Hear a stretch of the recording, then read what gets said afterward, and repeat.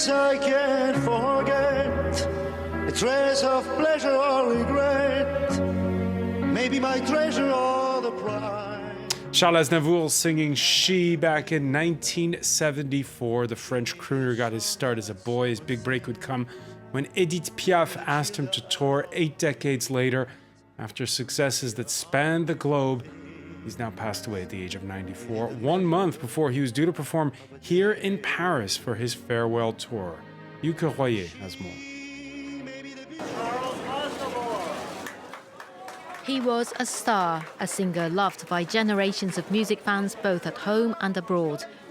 Born in Paris to Armenian parents, Charles Aznavour was always proud of his cultural heritage. I am French and Armenian. To separate both is impossible. Like if you put the milk in the coffee, you can't separate them. I'm that. And it's fantastic to be able to have two different cultures working for you. At 94, he was still active. Here, seen in public just 3 weeks ago. Among his fans, France's President Emmanuel Macron. He paid tribute to the iconic entertainer in a tweet saying, Profoundly French yet viscerally attached to his Armenian roots, known all over the world, Charles Aznavour accompanied 3 generations through their joys and pains. His songs and his brilliance will live on for a long time. The European Commission's president, Jean-Claude Juncker, said in a statement, Charles Aznavour was a man with so many messages. For decades and until his last breath, this great, multifaceted artist, singer-songwriter and actor enriched our lives with great pleasure. Europe today lost one of its most beautiful voices. While his passing at his home near Avignon in the south of France doesn't come as a complete surprise considering his age, it still comes as a disappointment for fans who were looking forward to his next concert, planned for November.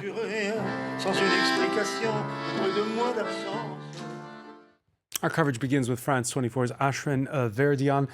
Some called him the French Frank Sinatra. Is that a fair comparison? I don't know about this precise comparison, but it's true that he had, an international reputation compared to other French artists, like, for instance, Johnny Hallyday, whom less than a year ago we've lost France's most famous rocker, but he wasn't as well known outside of our borders. No, absolutely not. Aznavour was known internationally. Many people say that he's the French ambassador of the chanson française, of the French songs, and I think he was quite popular in Canada, in the US, and actually just before he passed away, he was he did a concert in Japan. He was supposed to go also to Israel, to Ukraine. So his career has been really international. And of course, it was not a surprise, as Yuka said in her report, that given his age, that we were not very surprised by his death, but very sad indeed. And I think today in Armenia, a whole country, a whole people is actually mourning. And even if Aznavour is likely to be buried in France, I think in Armenia it's going to be really we're going to talk more in a moment about that Armenian legacy of his, which is really important. Just to point out, he wasn't just a singer. Charles Aznavour starred, for instance, in François Truffaut's iconic 1960 new wave classic Shoot the Piano Player.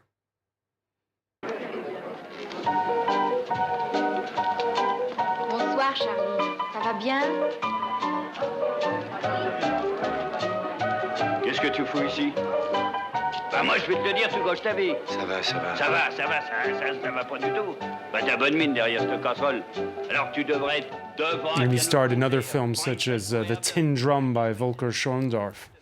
He played in more than 60 different films, This is something that many people don't remember often because he was mostly an enormous singer and a songwriter because he wrote for many other French singers, like you mentioned, Edith Piaf, but also Johnny Hallyday or Charles Aznavour or other people like that.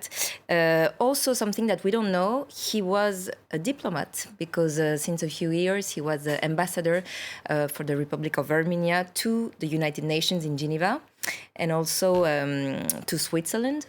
So, and he was enjoying as well this side of his life. So he was multitasking, if I can say so. And actually, he was supposed to be one of the big faces of the upcoming Sommet de la Francophonie, so the Francophonie Summit, which will take place actually in Armenia next week. And he was supposed to sing. And he was supposed to sing as well with other Armenian and French singers. So, as you see, he still had many projects and really wanted to perform during that day because it was a big symbol for him, given his Armenian roots, even if... Let's talk about those Armenian roots because Armenia, a tiny nation in the Caucasus, but it's got a diaspora around the globe. Let's go to Beirut and join the Lebanese singer Aylin Kachadurian, who is of Armenian origin. Thank you for speaking with us here on France 24. First of all, what are your thoughts? I know that you've met Charles Aznavour. What are your thoughts today?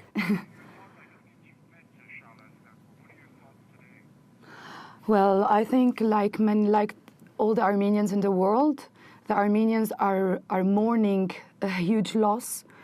We are mourning somehow our God, because like my friend, the Canadian actress Arsène Khanjan used to say always that we Armenians, we have God, and then we have Charles Aznavour. So whenever you tell someone that you are Armenian, the first thing they tell you is that I love Charles Aznavour.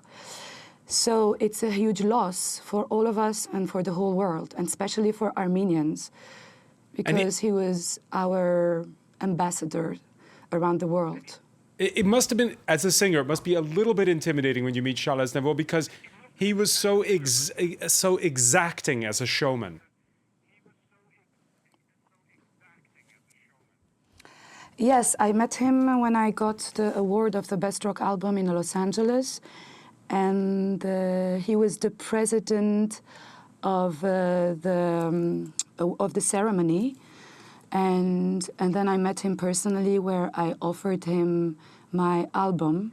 He was very surprised that I was performing in Armenian, and he had a little laugh when he saw that the title on my album was in Armenian, and he told me, "Wow, you have guts to do that."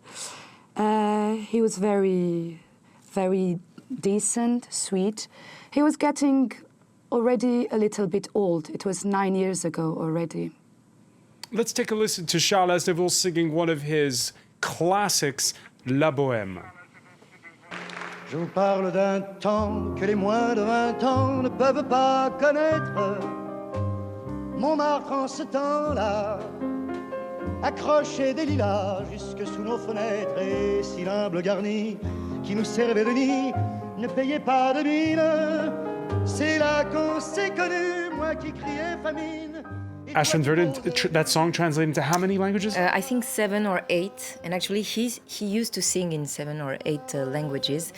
He was helped, of course, and trained, but that shows just how universal that contributed a figure. to his international reputation as well. Aylin Kachadurian, I was reading today an interview with Liza Minnelli, who said that Charles Aznavour really taught her about singing because he taught her the art of storytelling in song. I'm sorry, I can't hear. She was saying she taught him that Charles Aznavour was a great storyteller in his songs. Yes, he was a great storyteller, and he was someone who would sing about ordinary people as well. Although he was this huge monstre de la musique française, but he used to talk and to sing about everyday's life, about normal things, so everybody could identify himself or herself to what he used to sing. Let's now join from her home constituency in Argentan in Normandy, French Senator Nathalie Goulet. Thank you for speaking with us here on France 24. Earlier today, you were recounting the time when you were going to vote at the French Senate against the recognition of the Armenian genocide, and you saw him up in the visitors' gallery. Tell us the story. Oh, that was my worst nightmare in terms of parliamentary work, because, you know, it was this criminalization of negationism. And in fact, I disagree totally with the text, but you have to know that I'm totally Aznavour addicted. And I have been like that since 40 years. And one of a sudden, I went to take the floor, and what I saw just in front of me was Charles Aznavour. And I was thinking, oh my God, 5 minutes ago, he has no idea that I was existing. And now, after 5 minutes, he will hate me. And then I was totally disturbed. I was unable to take the floor, and I was really pathetic. And then I went and I apologized, and I told him how much I respect him, and I was so sorry to have been so bad. And he was very nice with me, and he said, you know, we are almost twins. I was born on 24th of May. And he said, well, for me, 24 is the year. It's not the day. I was born on 22nd. And then he invited me for a concert in Frankfurt to celebrate my birthday as a kind of reconciliation. And since then, I saw him in Erevan and everywhere else.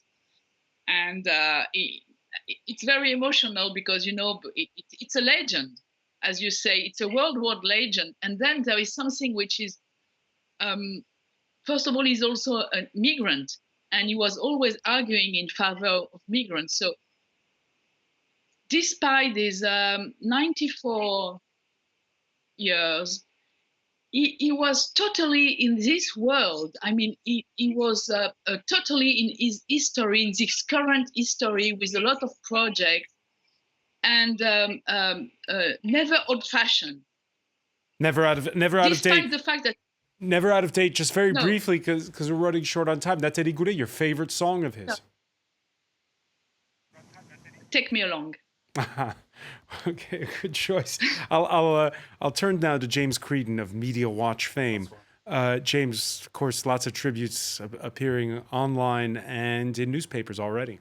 That's right. Just a quick look at headlines, first of all, because the media the world over is talking about this. He was probably the biggest living French star in terms of singer. He had more of a global, I think, appeal than, for example, Johnny Hallyday. He was truly an international star, singing in many different languages. This is El País, where they call him the last giant of La Canción Francesa, I think that's correctly pronounced.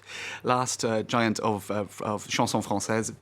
Charles Aznavour here, this headline in The Guardian, where they refer to him as the Frank Sinatra of France.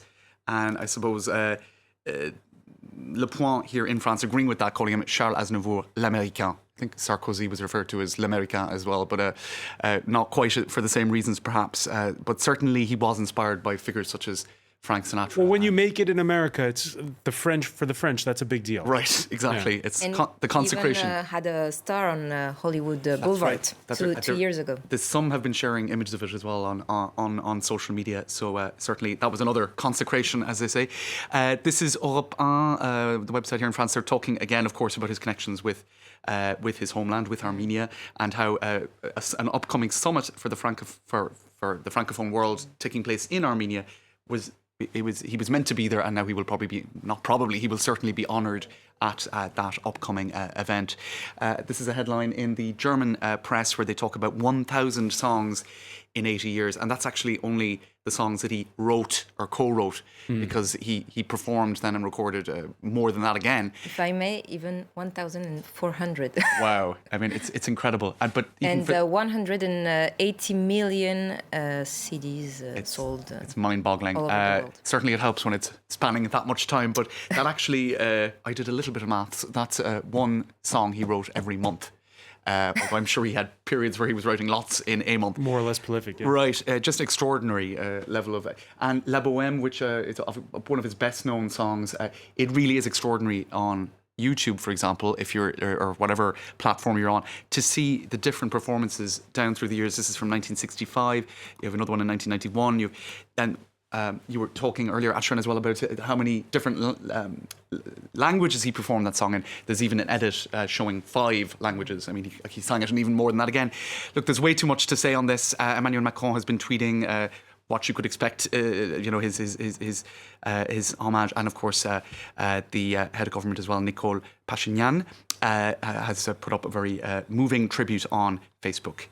Eileen Kachadouyan, before we let you go, what's your favourite song of Charles Aznavour?